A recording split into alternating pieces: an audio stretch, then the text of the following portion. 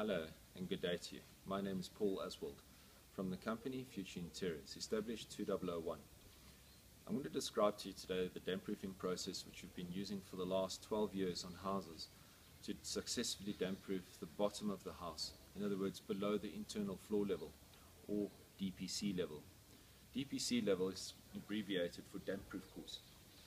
This can be seen here as a plastic layer on which the bricks are laid.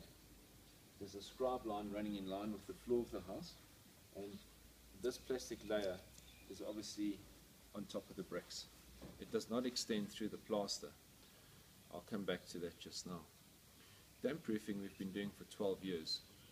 With no maintenance, these houses are perfect, flawless, and the system I'm describing to you now is the same system we've been using for the last 12 years.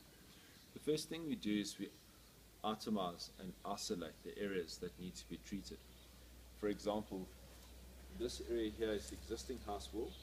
It's untreated and we need to damp proof it. How do we do this for a long-term system? First thing we do is we chop the plaster off the wall, exposing the brick. Onto the raw brick we then put a cocktail of chemicals to close up and block the capillary action of the bricks. This is your first waterproofing barrier. On top of this we then replaster using the same cocktail of chemicals in the plaster. The plaster will obviously match the existing texture to a flawless repair. Once this plaster has dried and is crispy dry, we then treat it with a water repellent sealer. The water repellent sealer makes that entire thickness of plaster watertight, and that's what we're coming back to.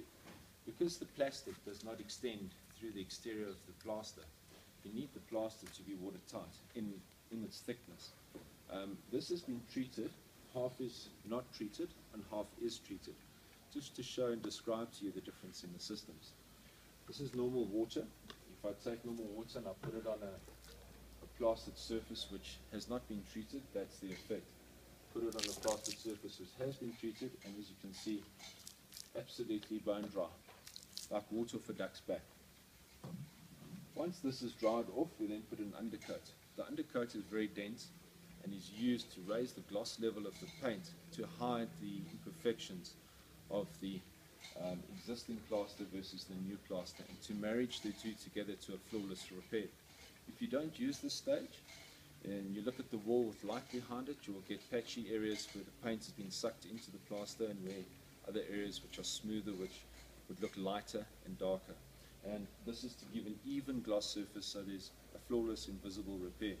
And then of course on top of that we then put the paint.